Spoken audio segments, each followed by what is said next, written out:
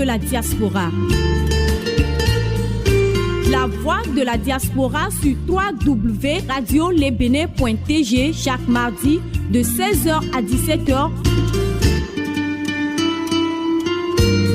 La voix de la diaspora, c'est l'émission qui donne la parole à la diaspora sur l'actualité et aussi sur des thématiques spécifiques dans divers domaines, notamment la politique, la santé, l'environnement, l'économie, etc., sans oublier des thèmes liés à la société.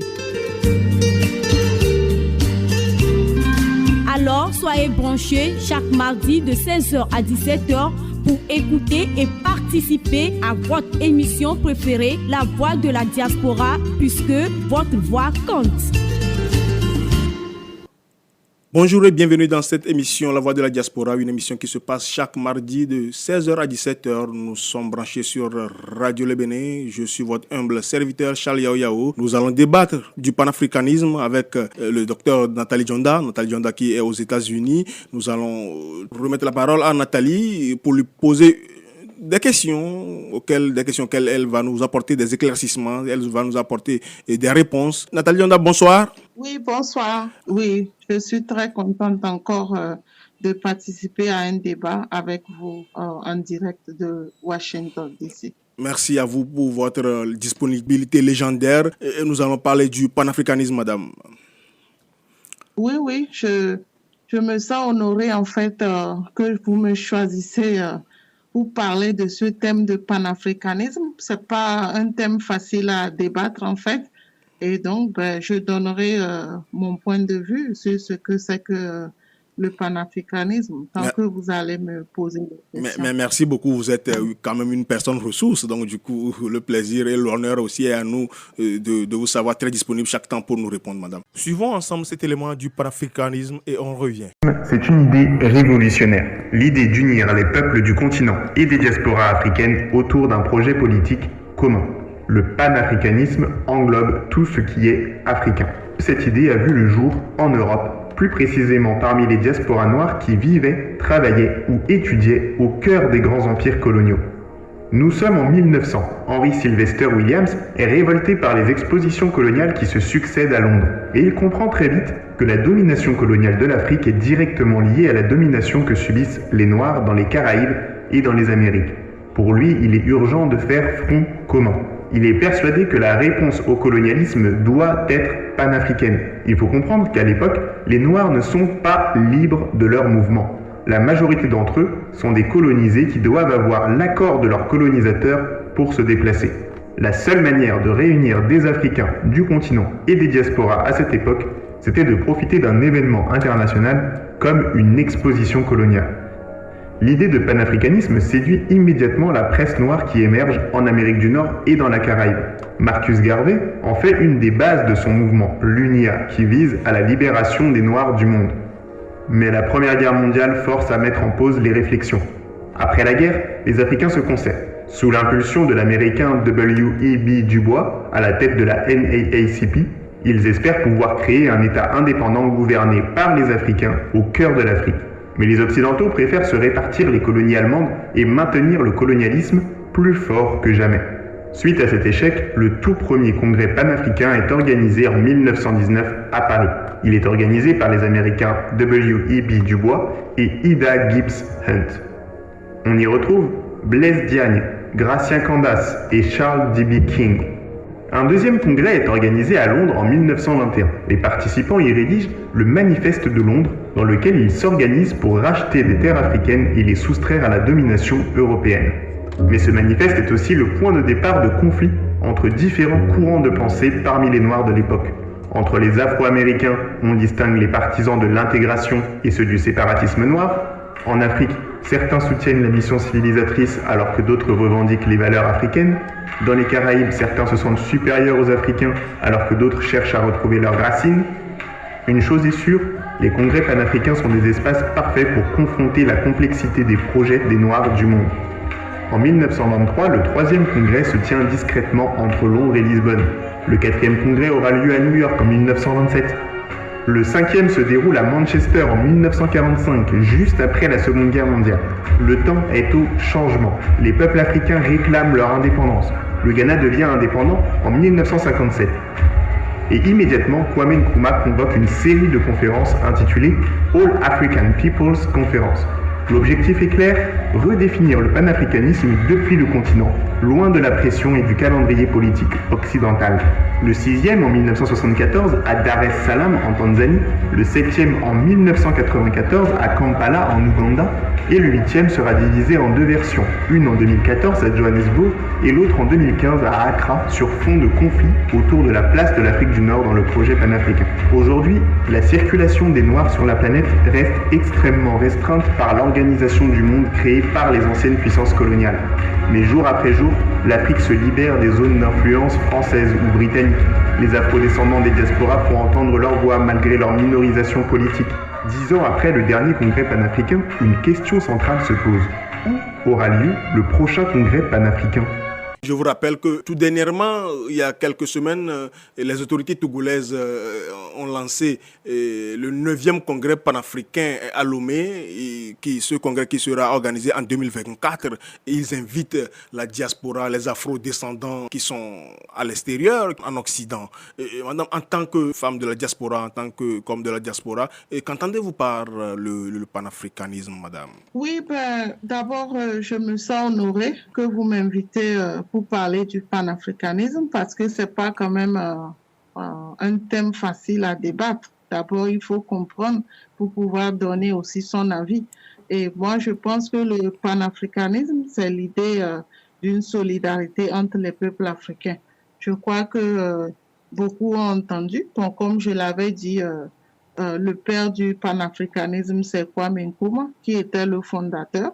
Et donc, le panafricanisme, c'est un mouvement ou une idéologie politique qui promeut l'indépendance totale du continent africain et en fait qui encourage aussi la pratique de la solidarité entre les Africains et les personnes ascendantes africaines. Donc les Africains américains ou même les Caribéens, ceux qui sont allés dans les Caraïbes mais originaires d'Afrique, ou bien ceux qui sont venus comme esclaves aux États-Unis ici, ou qu'ils soient dans le monde indépendant de leur origine ethnique, de leur apparence religieuse ou de leur apparence physique. Donc, c'est ce que je peux dire comme définition sur le panafricanisme. Merci beaucoup, madame. Madame, vous êtes dans la diaspora. Et ces genres de conférences, c'est pour redorer le blason de l'Afrique sur l'échiquier international. Est-ce que vous croyez que c'est encore possible, madame? Panafricanisme, vous savez, je peux dire oui ou non. Oui ou non, oui, parce que bon, si les Africains sont vraiment solidaires, ils pourront arriver à quelque chose, à leur propre unité. Mais vous savez, de nos jours, à voir, ce ne serait pas aussi facile parce que les colonisateurs aussi, qui ont colonisé certains, on la met tellement mis sur eux que franchement, parfois c'est difficile aussi pour ces Africains de venir ensemble et d'être unis. Vous savez, même parfois entre peuples africains eux-mêmes, juste dans un pays lui-même, certains ne sont pas unis. Moi, je suis d'ici, l'autre est de là. Je suis du Nord, je suis du Sud, ou même en Afrique elle-même. Certains pensent qu'ils sont en Amérique du Nord, ils sont supérieurs à l'Afrique du Sud. Vous savez, l'Afrique de l'Est croit qu'il est supérieur. Moi, je crois que ça va quand même prendre un petit temps pour qu'il y ait vraiment l'unité d'une solidarité vraiment entre les peuples africains. Parce que même aux États-Unis, ici, les afro-descendants d'esclaves, ils pensent qu'ils sont supérieurs aux Africains directement venus d'Afrique. Vous savez, il y a ce racisme-là, cette haine-là. Et même ici, sur place, c'est difficile pour ces Africains-là de se mettre ensemble et faire quelque chose. Vous savez, parce que celui qui vient de l'esclavage ou qui est descendant des esclaves, lui pense que toi qui viens directement d'Afrique, tu connais tes origines, tu l'as vendu et à cause de toi, lui, il a souffert. Donc, il met la colère sur toi et à cause de ça, il ne va pas t'aimer. Et parfois, il pense que oui, parce qu'il a l'accent plus américain par rapport à toi, même si vous êtes tous des Américains et vous êtes tous des Noirs, donc il est supérieur. Et toujours, ça crée ce conflit-là. C'est difficile pour ces Africains originaires d'Afrique directement venus d'Afrique et ces Africains venus par l'esclavage de se mettre ensemble et faire quelque chose. Donc, j'espère que cette idée de panafricanisme va réussir et que ces Afro-descendants-là, que ce soit les Caribéens ou ceux d'Amérique, pourront comprendre que Africain, il l'est toujours. Parce que s'il y a quelque chose aujourd'hui, et on demande aux Africains de retourner chez eux, eux aussi ils font partie de ça et ils vont retourner chez eux. Malheureusement, c'est ce qui se passe et il n'y a pas l'unité totale. Merci beaucoup, madame. Madame, dans votre développement, vous avez fait cas de la même mise des colonisateurs sur les pays colonisés. Et madame, en tant qu'afro-descendante, pour vous, quel est le chemin? Qu'est-ce qu'on peut faire pour pouvoir sortir de cette ornière, madame?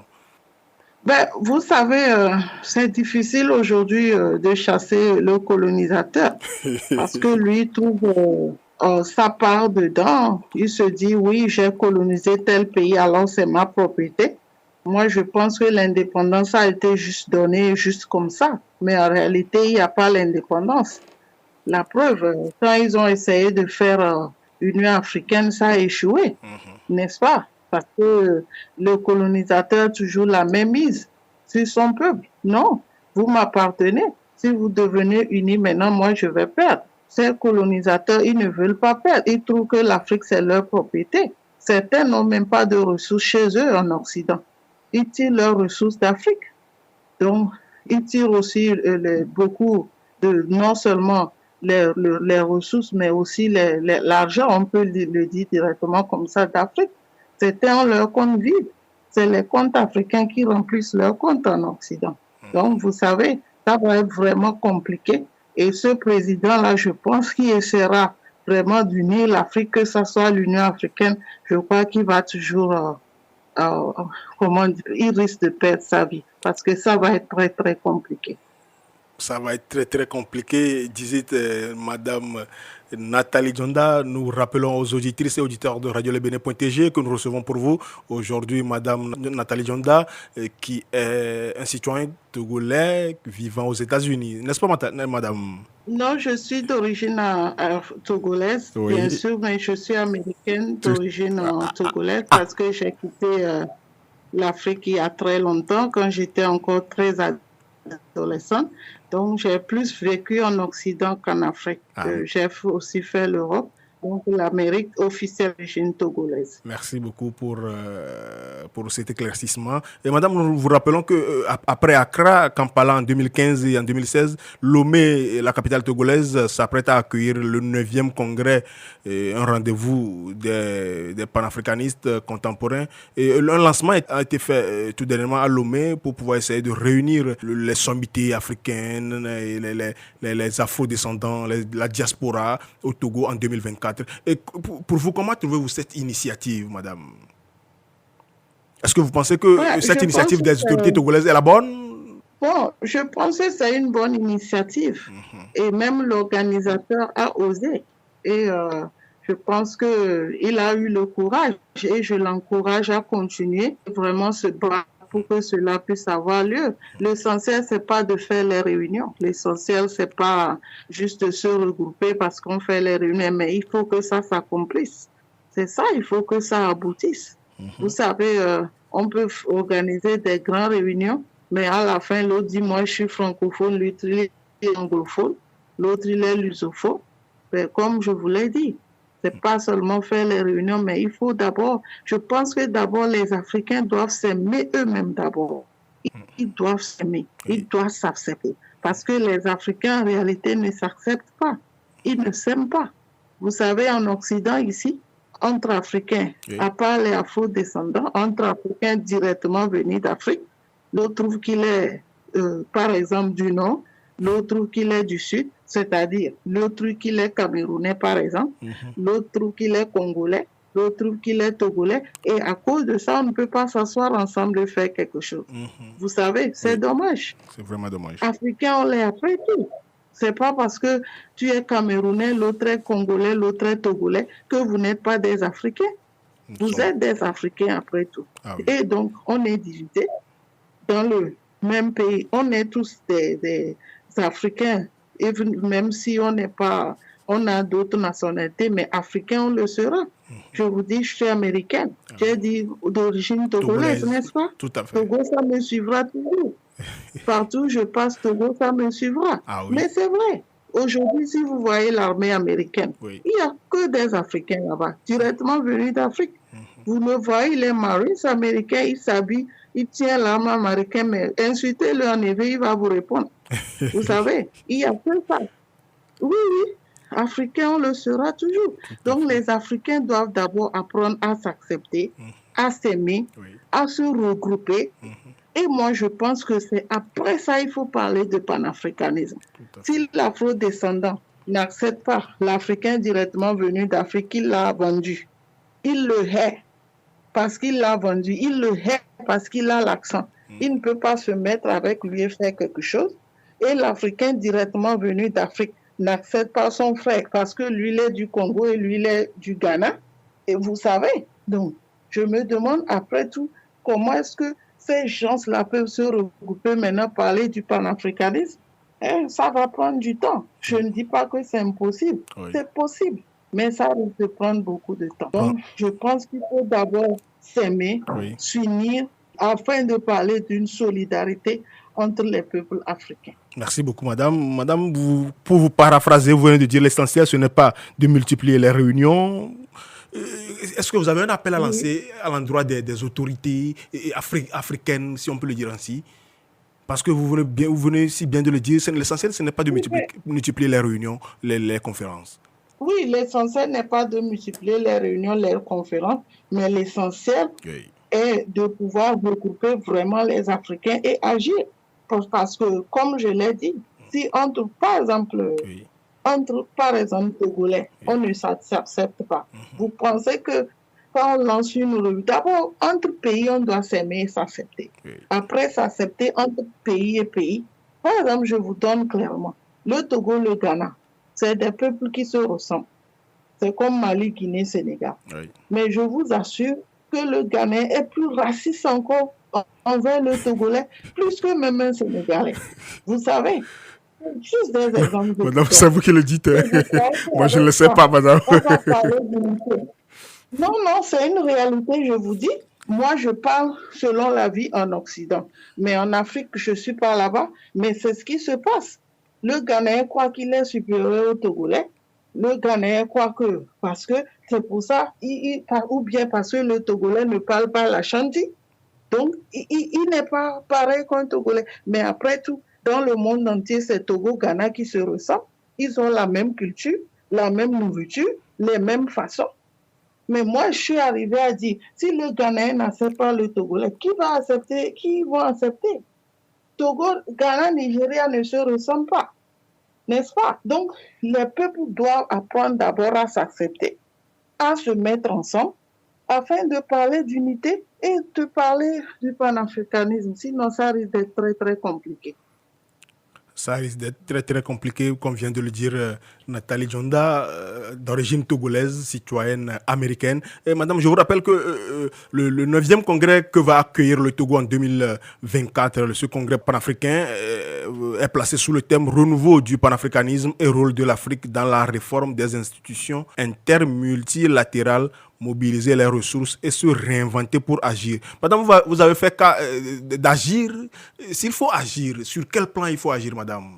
Mais, comme je l'ai dit, c'est la même idée. Il faut d'abord se réunir, s'aimer d'abord, s'accepter, avant de pouvoir parler. Madame table sur l'amour.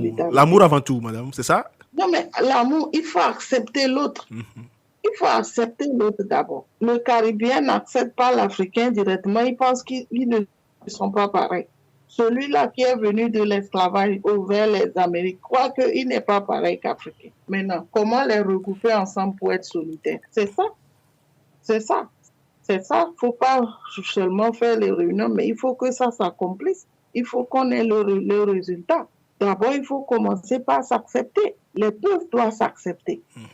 Vous vous acceptez. Maintenant, vous pouvez parler de solidarité.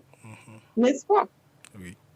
Donc, je ne fais pas la politique. Oui. Moi, je fais une analyse. Oui, c'est une analyse que vous faites. Il faut s'accepter. Oui, c'est une analyse Donc, je ne veux pas rentrer dans la politique. Oui, Sinon, il y a vraiment des exemples à donner. So, c'est pas parce que c'est ton frère d'ici ou de là, tu prends un couteau, tu le poignardes, demain tu vas parler de panafricanisme. Ça ne se passe pas comme ça. Mais j'espère que comme ils veulent faire des choses de renouveau, c'est qu'ils ont compris que l'ancienne méthode peut-être n'a pas marché et qu'ils veulent faire remanier les choses et lancer d'autres choses sur une bonne base. Peut-être que ça donnera quand même une bonne chose. Oui, madame, Voilà. cette conférence n'a pas seulement trait au Togo, c'est une conférence sur le continent qui va regrouper environ 15 voire 20 pays et va permettre aussi de faire de la diaspora et des afro-descendants un acteur clé du développement du continent. Madame, est-ce que vous pensez qu'aujourd'hui, la diaspora et les afro-descendants ont leur rôle à jouer pour le développement du continent? Bon, je pense que oui.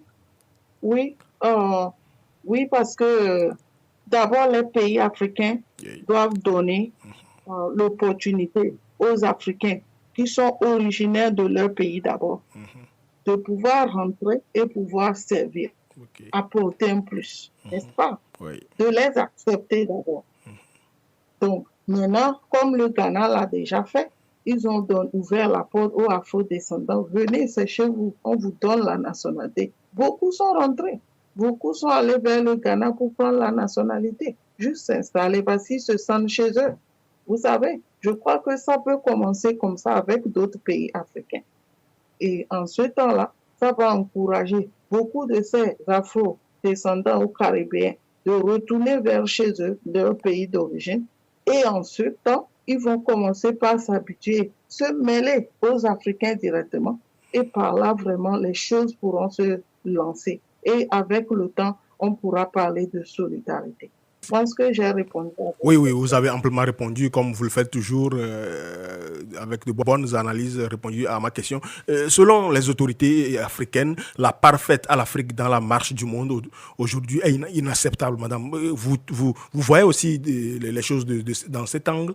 C'est-à-dire qu'il Vous faut pouvez accorder... reposer votre question? Oui, selon les autorités africaines, la part faite à l'Afrique dans la marche du monde aujourd'hui est inacceptable. J'aimerais savoir si vous voyez les choses aussi dans cet angle. C'est-à-dire qu'il faut accorder plus de chance à l'Afrique dans la gestion des affaires du monde. Bon, vous savez, parfois les Africains eux-mêmes ne sont pas honnêtes. Madame. Quand on veut faire quelque chose 100% africain, parfois ça ne marche pas. Il faut que d'abord l'Africain apprenne l'honnêteté. Ah oui, mais quand même, madame, Puis l'Africain quand même arrive à réaliser des choses. Oui, ils arrivent à réaliser, mais il faut qu'il y ait l'honnêteté aussi dedans, n'est-ce pas? So, si je suis un cadre aujourd'hui, je suis honnête, n'est-ce pas? Je ne suis pas cadre pour pouvoir remplir ma poche, je suis cadre pour pouvoir aider la société, n'est-ce pas? Donc, il faut que les Africains apprennent d'abord à être honnêtes, un peu ordonnés, et je crois qu'après tout se fera tout seul. Merci beaucoup, madame. Merci pour ce développement. Je rappelle que les congrès panafricains organisés constituent une séquence historique où les afro-descendants de la diaspora et les Africains en Afrique ont, dans un élan de solidarité, comptent faire avancer la cause de la liberté et de la dignité universelle. Madame, faire avancer la cause de la dignité universelle, est-ce que vous pensez qu'aujourd'hui, la dignité des Africains est bafouée? Oh bon, je ne sais pas s'il faut dire oui ou non, mais si nous-mêmes, on ne sait pas se respecter, si nous-mêmes, on ne sait pas s'imposer, je ne vois pas qui va venir le faire à notre place. On va se plaindre que notre dignité est bafouée, mais à qui la faute? À qui la faute? À qui la faute Je ne sais pas si vous comprenez. Oui, je vous comprends parfaitement, madame. Madame, à qui la faute? C'est la raison pour laquelle mais le sujet doit... doit... Il faut avoir du caractère. Il faut avoir du caractère, n'est-ce pas?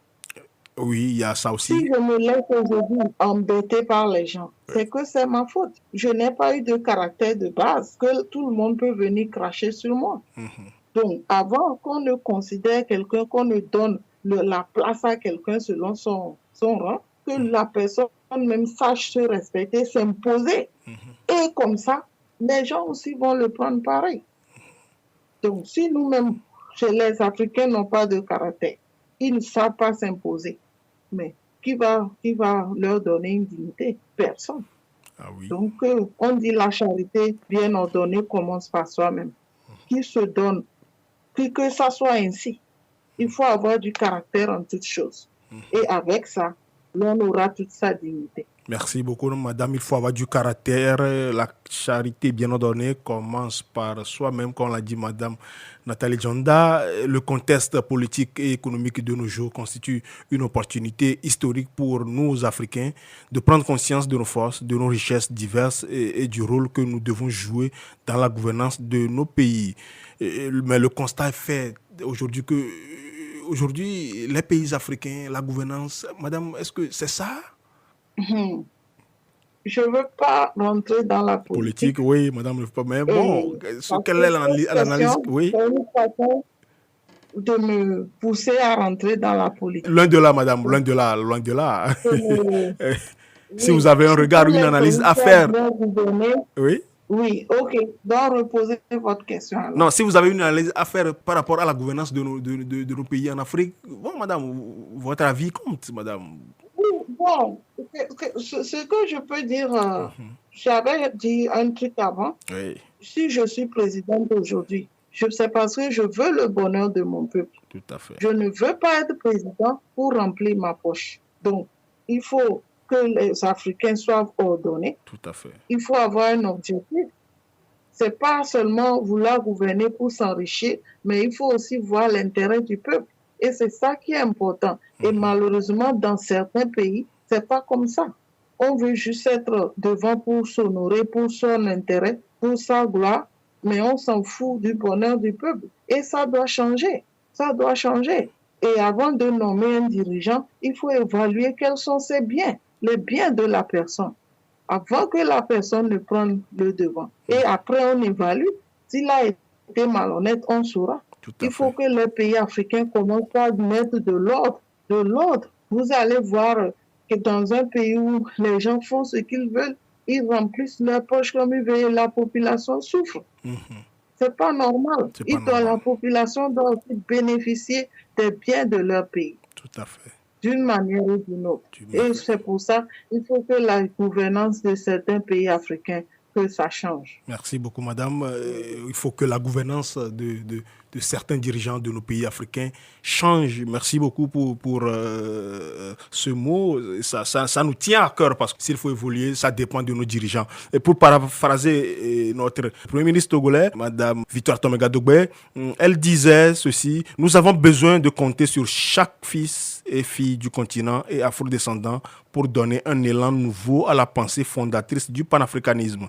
Il faut tourner la page, il faut une refonte pour avancer et accélérer la marche vers le progrès. Je rends grâce à Dieu et aux manes de nos ancêtres pour la tenue de la présente cérémonie de lancement. Nous nous tenons sous leur protection, fiers de nos racines et de nos croyances qui forgent une partie de notre identité africaine.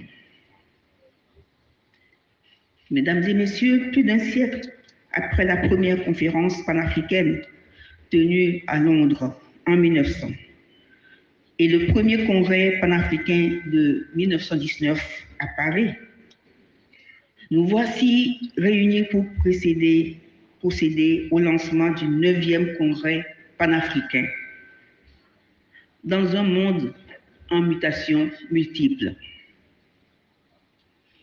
Il s'agit d'un rendez-vous en terre africaine, aux confins de deux mondes, celui de l'Afrique et celui des Afro-descendants.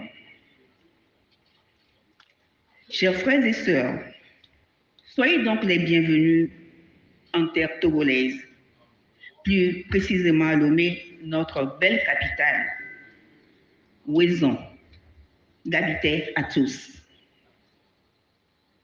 Les congrès panafricains organisés constituent une séquence historique où les Afro-descendants de la diaspora et les Africains de l'Afrique ont, dans un élan de solidarité, fait avancer la cause de la liberté et de la dignité universelle.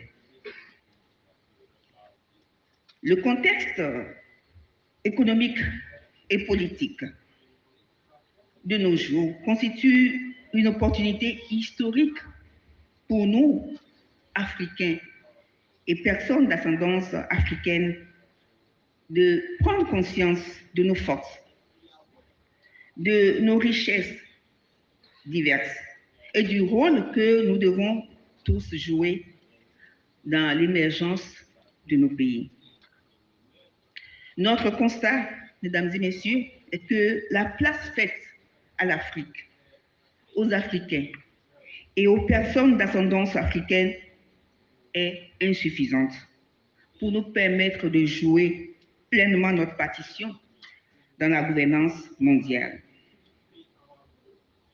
Nous avons besoin de compter sur chaque fille, sur chaque fils africain et afro-descendant d'ici et d'ailleurs pour donner un élan nouveau à la pensée fondatrice du panafricanisme. Il nous faut tourner la page, il nous faut unir nos forces pour avancer et accélérer la marche vers le progrès. Nous devons donc tous travailler. Travailler par exemple à notre souveraineté alimentaire pour éviter de subir par exemple les conséquences néfastes d'événements que nous ne maîtrisons pas. Et nous voudrions saluer à cet égard les ambitions et les actions conduites par tous nos pays sous le leadership de nos chefs d'État pour l'opérationnalisation effective de la zone de libre-échange continentale africaine, la ZLECAf, car nous sommes convaincus que si nous n'augmentons pas notre poids économique, notre poids politique ne saurait être plus significatif que les affaires du monde. Nous voudrions également reconnaître ici le lien privilégié que nos frères africains de la diaspora et les afro-descendants des Caraïbes, du Pacifique, du continent américain et d'ailleurs ont avec l'Afrique. Ils sont le symbole de la richesse culturelle et humaine de l'Afrique et nous savons le rôle que les diasporas et les afro-descendants ont joué dans l'émergence et le parcours historique du panafricanisme. Avec ce 9e congrès panafricain, mesdames et messieurs, nous espérons poursuivre le travail commencé dès le XXe siècle afin de remobiliser les Africains d'Afrique et toutes les personnes d'ascendance africaine qui se reconnaissent dans ce humanisme et si caractéristique du combat panafricaniste. Pour finir, je voudrais rappeler que les 5 premiers congrès furent tous organisés en dehors du continent africain, par la diaspora et les afro-descendants. Puis il y eut le 6e congrès de Dar es Salaam en Tanzanie, le 7e à Kampala en Ouganda et le 8e congrès tenu à Johannesburg en Afrique du Sud et à Accra au Ghana. Ces congrès ont tous connu une participation exceptionnelle des diasporas et des afro-descendants.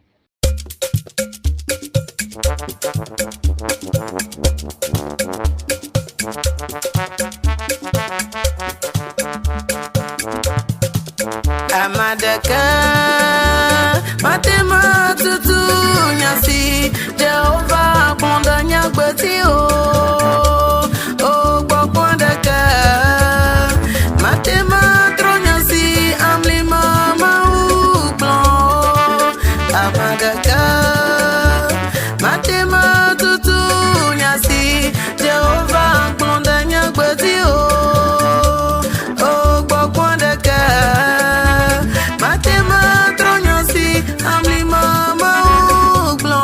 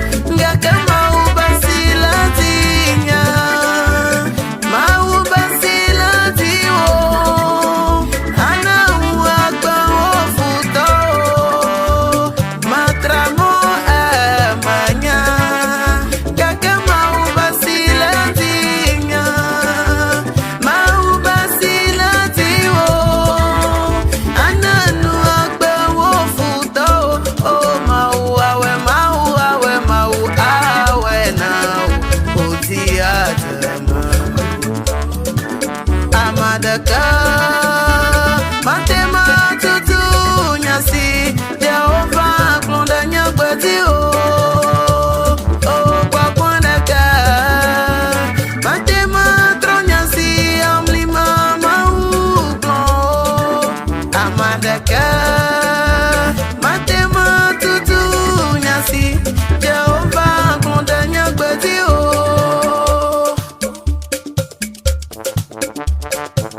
Madame, aujourd'hui, il faut tourner la page, accélérer la marche pour le progrès des Africains. À votre niveau, qu'est-ce qu'il faut pour pouvoir essayer d'accélérer cette marche? Qu'est-ce qu'il faut pour pouvoir essayer de progresser, vous qui êtes à l'Occident depuis plusieurs années? Oui, je crois que je l'avais déjà dit auparavant. Il faut que les Africains d'abord s'aiment. Il faut s'aimer, il faut l'unité et il faut avancer. N'est-ce pas? Oui. Il faut l'unité, il faut s'aimer avant de pouvoir avancer. Bon, si on ne s'aime pas... Il faut aussi que les afrodescendants soutiennent les projets. Il faut que la diaspora aussi vienne investir, madame. C'est aussi ça, s'il faut avancer. C'est pour ça qu'il faut leur donner l'opportunité, n'est-ce pas? S'aimer, c'est quoi? Donner leur l'opportunité. J'avais déjà parlé du Ghana. Ils ont ouvert les bras aux afrodescendants. Venez, c'est chez vous. On vous donne la nationalité. Mais il y en a plein au Ghana aujourd'hui. Les autres pays d'Afrique peuvent faire la même chose. Donc, en les amenant à s'installer, à leur donner la nationalité gratuitement, ce serait facile maintenant de les impliquer dans tout. Et à partir de là, l'Afrique, on va parler de panafricanisme. On parlera de l'unité, n'est-ce pas? On parlera des peuples africains.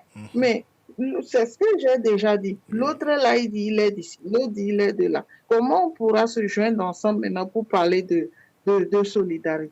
C'est ce qu'elle essaie de dire dans ses propos. On tourne la page au passé et on reprend sur une bonne base afin de pouvoir avancer. Et dans les bonnes bases, il faut donner l'opportunité aux afro-descendants de revenir chez eux pour leur donner la nationalité. Ça ne coûte rien. Ça ne coûte rien. Viens, je te donne, prends. Parce qu'en lui donnant simplement, je sais qu'il va investir des millions. Je sais que j'aurai plus que ça. C'est quoi une nationalité? Le Ghana leur a partagé. Venez prendre. Venez, venez. Ils leur ont donné comme les petits papiers. Parce qu'en réalité, ça ne sert pas. Parce que la nationalité américaine domine. Mais c'est une façon de les amener à investir. Vous voyez ce que je veux dire? Oui, madame. Mais c'est vrai. C'est vrai.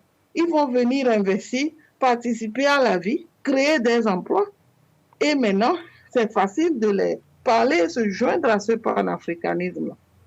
J'espère que les autres pays africains vont suivre cet exemple que le Ghana a déjà commencé. Oui, c'est la raison pour laquelle cette conférence se tiendra en 2024. Aussi une manière aussi de donner à l'Afrique toute cette noblesse, de permettre à l'Afrique de parler d'une seule voix, comme on vient de le dire, de permettre à l'Afrique de changer les choses dans la gouvernance mondiale. Nous rappelons aux auditrices et auditeurs de Radio Lebene.tg que nous recevons pour vous Nathalie Djonda, d'origine togolaise, citoyenne américaine. Madame, pour clore cet entretien avec vous, est-ce que vous avez un appel à lancer, un mot de la fin?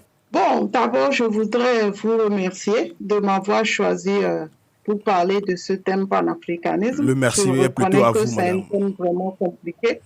Et donc, j'espère que tout ce que j'ai dit va servir à quelqu'un. Ça va permettre à quelqu'un de comprendre d'abord ce que c'est que le panafricanisme, de savoir, quand on parle de panafricanisme, quels sont les acteurs, en fait, qui sont impliqués.